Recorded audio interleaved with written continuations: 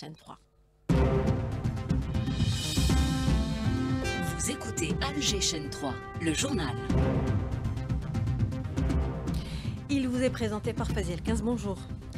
Bonjour Amel. Agent français non accrédité en Algérie, Alger hausse le ton et exige le rapatriement immédiat. Le chargé d'affaires de l'ambassade de France convoqué au ministère des Affaires étrangères.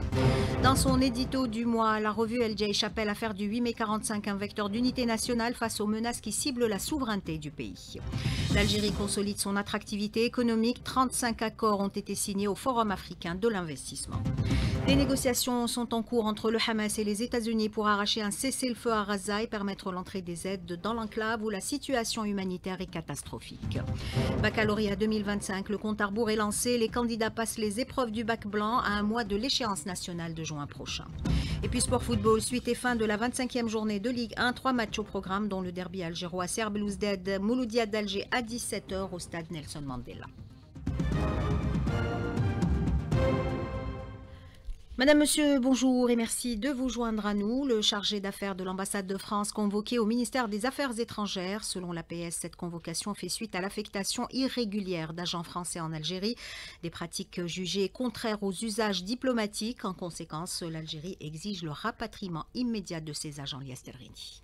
En effet, 15 agents français auraient été affectés sans notification officielle ni demande d'accréditation appropriée. Par ailleurs, ces agents titulaires auparavant de passeports de service ont reçu des passeports diplomatiques pour faciliter leur entrée en Algérie. Parmi eux, 2 agents du ministère français de l'Intérieur appelés à suppléer partiellement ceux déclarés récemment persona non grata. Ces affectations irrégulières au regard des procédures habituelles interviennent alors même que des ressortissants algériens titulaires de passeports diplomatiques se sont vus refuser l'accès au territoire français et que 9 consuls, dont 2 généraux nommés au poste de Paris et de Marseille, n'ont toujours pas reçu l'accréditation des autorités françaises depuis plus de 5 mois. En conséquence, les autorités algériennes ont demandé que l'ensemble des agents français, objets d'une affectation dans des conditions irrégulières, fassent l'objet d'un rapatriement immédiat vers leur pays d'origine.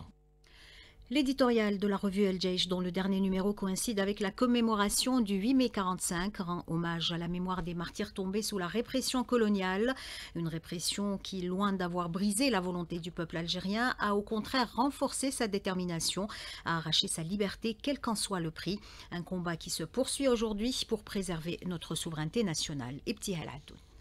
La revue El Jaish rend un hommage solennel aux martyrs de la liberté et rappelle l'importance du devoir de mémoire. Décrétée journée nationale de la mémoire par le président de la République, la commémoration du 8 mai 45 met en lumière les crimes contre l'humanité perpétrés par le colonisateur contre un peuple sans défense. Elle marque ainsi une étape décisive dans l'éveil de la conscience nationale. En effet, ces événements sanglants ont été le prélude à la glorieuse révolution du 1er novembre 1954, menée avec détermination et résilience par un peuple refusant l'humiliation. Aujourd'hui encore, l'Algérie souveraine et victorieuse poursuit son chemin vers le développement et le renforcement de ses fondements, portés par des patriotes sincères et fiers. L'édito revient également sur les mises en garde du général d'armée Saïd Chengriha contre les campagnes tendancieuses menées sur les réseaux sociaux, devenues de véritables armes de guerre modernes. À ce titre, il a appelé les citoyens à la vigilance et à la défense des principes et de l'image de la nation. Enfin, l'armée nationale populaire, digne héritière de l'ALN, veille avec fidélité et engagement à préserver l'honneur, la sécurité et la stabilité de notre patrie, conclut l'édito de la revue El Jaish. Échange téléphonique entre le chef de la diplomatie algérienne et son homologue du Venezuela. Les deux parties ont passé en revue les relations bilatérales, notamment politiques et économiques. Ahmed Attaf et Ivan Gil Pinto ont également discuté de la prochaine réunion de la commission de coopération mixte prévue cet été à Alger. Attaf s'est également entretenu au téléphone avec son homologue pakistanais. Ce dernier l'a informé de l'évolution de la situation dans la région du sous-continent indien, notamment après l'accord de cessez-le-feu entre le Pakistan et l'Inde visant à prévenir toute escalade. Ahmed Attaf a salué cette initiative et appelé à renforcer le dialogue pour établir une paix durable entre les deux pays voisins. Une délégation de la Cour constitutionnelle du Zimbabwe est à Alger. Son président a été reçu par Omar Belhadj, président de la Cour constitutionnelle. Luc Malaba a souligné le rôle de l'Algérie dans la promotion de la culture constitutionnelle à l'échelle continentale. Ses propos sont recueillis par Hanan Seissi. C'est l'Algérie qui a initié la décision de la création de cette organisation des cours constitutionnelles africaines. Cette louable initiative permet de créer des mécanismes capables de résoudre les problématiques en rapport avec la justice constitutionnelle. Et ce n'est pas une coïncidence que le siège de cette instance soit installé à Alger, car l'Algérie, par le biais de sa cour constitutionnelle, accorde un intérêt particulier aux décisions de la CJCA, qui se veulent effectifs et garants des droits constitutionnels des peuples africains. Alger, carrefour des investissements dans le continent, le Forum africain de l'investissement a vu la signature de pas moins de 35 accords, ce qui témoigne de l'attractivité croissante de l'Algérie, dont le climat d'affaires a été largement salué par les participants. Maïssa Smaïl. L'Algérie continue de renforcer son ouverture économique vers le continent africain en misant sur l'attractivité de son marché et en multipliant les passerelles de coopération. Différentes mesures incitatives ont été mises en place afin de faciliter les échanges, des mesures largement saluées par les participants du forum. Amadou Diagne, président du Forum des opérateurs pour la garantie de l'émergence économique en Afrique. Il y a beaucoup de possibilités de venir investir en Algérie. Par le biais du guichet unique qui a été ouvert au ministère des Finances, l'exonération des taxes, la facilité qui a été faite pour tous ces investisseurs. Les Africains n'ont pas pris connaissance de cette nouvelle politique. Et aujourd'hui, Alger sera le hub de tous les acteurs économiques africains. Et nous tous, nous allons nous diriger vers l'Algérie pour pouvoir participer au développement économique de l'Algérie. Julius Joshua Kivuna, chef adjoint de mission à l'ambassade de l'Ouganda, évoque la volonté d'approfondir les relations économiques entre Alger et Kampala. Jusqu'à présent, les échanges entre l'Algérie et l'Ouganda se limitent principalement au commerce. Nous souhaitons renforcer ces relations, par exemple en tirant parti de l'expertise de l'Algérie dans les secteurs des TIC, de l'agriculture, de l'agro-transformation, car nous constatons que l'Algérie est très développée dans ces domaines. Nous disposons de nombreuses matières premières que nous pouvons exporter vers l'Algérie, telles que le café, le thé, le lait, la viande rouge et le poisson. Des déclarations qui confirment l'ambition de l'Algérie de jouer un rôle central dans la coopération sud-sud, en s'affirmant comme une plateforme d'échange au service du développement économique africain. En France, face à la montée des discours haineux, des milliers de manifestants ont investi hier les rues de Paris pour dénoncer le racisme, l'islamophobie et les dérives de l'extrême droite et exiger la démission du ministre de l'Intérieur Bruno Retailleau. À Gaza, l'aurore se prolonge, le génocide se poursuit, faisant quotidiennement des dizaines de martyrs et blessés. La défense civile palestinienne fait état d'au moins 20 martyrs, dont des femmes et des enfants, dans une frappe aérienne sioniste nocturne contre une école abritant des déplacés à Jabalia.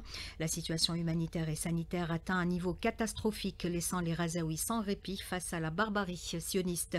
Des négociations entre le Hamas et les États-Unis sont en cours pour arriver à un cessez-le-feu et permettre l'entrée des aides dans l'enclave. En attendant, les Gazaouis meurt de faim, Liestervini.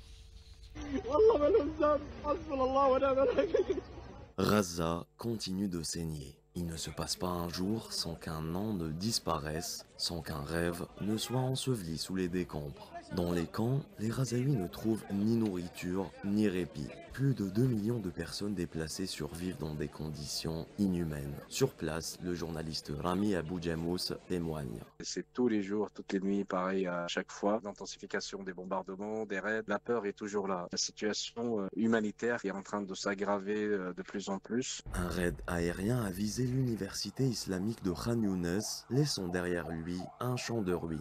Face à cette situation, le mouvement Hamas accuse Israël d'utiliser la famine comme arme de guerre contre les civils et appelle la communauté internationale à condamner ce qu'il qualifie de génocide silencieux.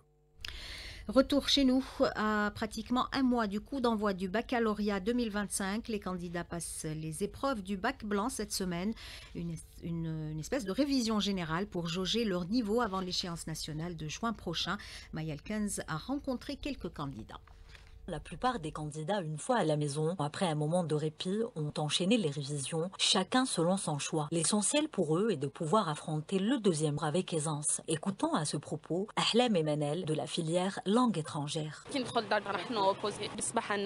8h jusqu'à 11h30. Et la chia anglais. Je me prépare pour le deuxième jour. Je préfère les cours de maths avec mon prof parce que maths elle est un peu difficile. Anglais, je révise toute seule. Sahla. Inch'Allah, on a des sujets sahlin pour ce deuxième jour ou pour le bac. Je préfère me réviser toute seule. Avec un groupe parce qu'on on discute, on s'amuse beaucoup. Pour bien assimiler et retenir mes leçons. Inch'Allah, qu'on a les sujets sahlin à la lida. Quant aux élèves de la filière gestion, ils ont préféré eux aussi réviser individuellement. Je préfère réviser toute seule. Bon, anglais ça va, mais maths c'est beaucoup plus parce que c'est coefficient 5. En plus c'est essentiel pour avoir une bonne note. Quand je termine l'épreuve, je vais me reposer un peu, puis je vais aller à la salle de sport, je vais faire un peu du sport pour me détendre, et puis je vais bien manger, et je vais commencer à réviser tout seul, anglais et maths. Je vais me baser sur les maths, on espère réussir le bac. Je vais faire des exos maths. On repose شوية ونبدأ نحل سوجي شوية من les bacs اللي فاتوا إن شاء الله نجيبوا الباك avec mention. Les épreuves du bac blanc, une occasion pour les élèves non seulement de réviser leurs cours, mais également de les préparer sur le plan psychologique à l'examen final du bac, en veillant à les mettre dans la situation réelle de cet examen décisif.